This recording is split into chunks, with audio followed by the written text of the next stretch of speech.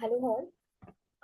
Today I'm going to explain about ROC AUC, which is a key metric in machine learning. So, which is nothing but it is a receiver operating characteristic area under curve. So, this is actually similar to the other scoring metric, so which is actually used to evaluate our model performance. And this is actually the key metric in the machine learning and most widely used for evaluating the binary classifications models. So, which help to separate the classes more accurately by comparing the graph between the true positive rate and the false positive rate.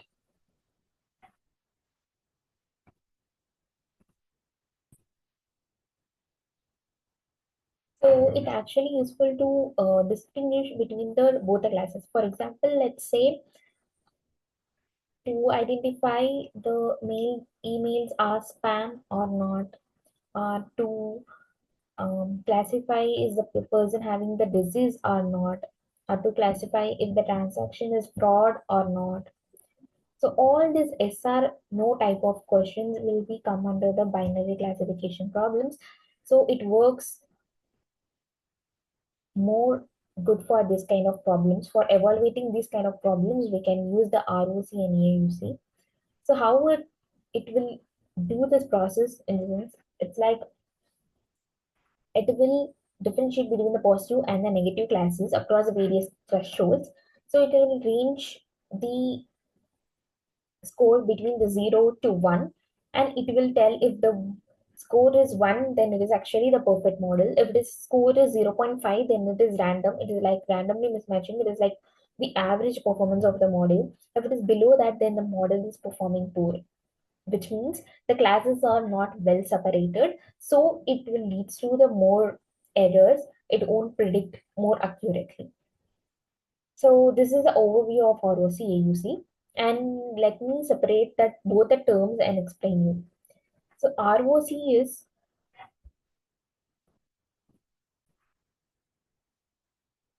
receiver operating characteristic, so which is used to plot the graph between the true positive rate and the false positive rate. So the true positive rate is nothing but the recall, so which tells how many number of positive cases our model is predicted. And the false positive rate is nothing but a specificity which tells how many false cases the model is predicted as a positive cases. For example, in the spam or not spam mails, so how many spam mails are identified correctly, which is actually the true positive rate, and the false positive rate is the mails are not spam, but it is identified as spam incorrectly. So that comes under the false positive rate.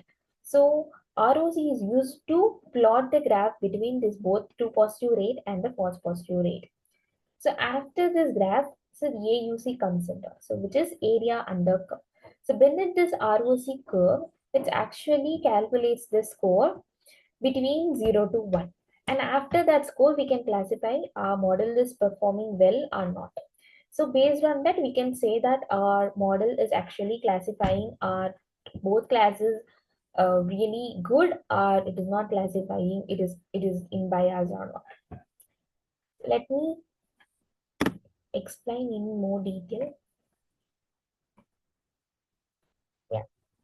As I said, so it's actually like a trade-off between the true positive cases and the false positive cases. As I said, so true positives are the correctly identifying positive cases, which is true positive rate, and the false positive rate is actually the incorrectly flagging negative as a positive. So which is the positive count of the holder spam mails versus the mails are not spam, but it is identified as a spam. So that is the graph we are plotting for that. And with the AUC, will actually predict the score. If the AUC score is higher, then our model is performing better. And also they tell like the curve which is closer to the top left corner, which is this top left corner, so which is the curve is closer to that particular corner, which indicates that actual score is 1, so which is actually the better performing model. So, okay, so let me explain even more clear with this graph. So as I said, so this blue curve is actually closer enough to the corner, and also it's actually the score is 1. If it is 1, then it's actually perfect separation between the spam and the non-spam classes. And if let's say it's actually the orange curve, let me consider that it's greater than 9, then it's actually it's also an excellent model, performing model. Or if it is in the range of 8, 0.8 to 0.9, it is also a very good model. Or else if it is a green curve and it is in the range of 0.7 to 0.8, it is also a good model. But when it comes to this red line, which is a random classifier, example 0.6 to 0.7 or 0.5, all are under the category of the poor model. So our model should be always to be the best of 1 or 0.9 or in the range of 8 to 9, we can consider it. So this is how the ROC and AUC evaluates our classification models, and when it is actually best to use the ROC AUC, in the sense like if we have the imbalanced classes, for example, if we have the spam data and the not spam data in our data set, which is not equal, the number of data are not equal, whether it is like one is spam is high, as not spam is low, not spam is has the high numbers and not spam having the low numbers, so which we call as imbalanced data set.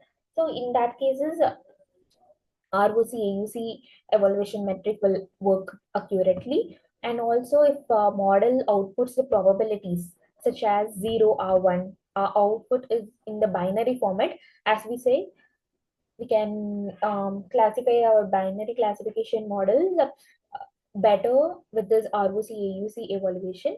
And when it also, if we wanted more, we wanted to see more important for the ranking quality, then the threshold we can consider ROC AUC.